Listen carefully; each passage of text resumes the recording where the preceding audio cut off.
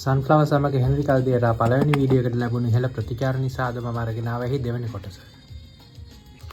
අද අපි මේ සුපිරි කැසට් පටියේ තිබුණු තවත් ජනප්‍රිය ගීත කිහිපයක මතකය අලුත් කරගමු.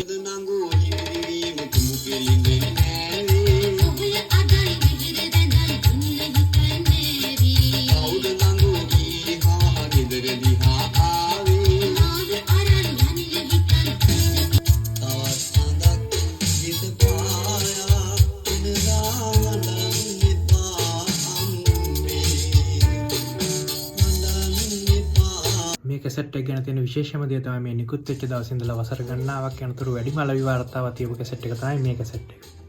ඉතින් මේකේ වාර්තාව එක ගායන ශිල්පියෙක්ගේ තව සුපිරි කැසට් එකක් හින්දා මිද වැටුණා. ඕගොල්ලෝ දන්නව නම් මේ ගායන ශිල්පියා කවුද කියලා දැන්ම කමෙන්ට් එකක් දාන්න.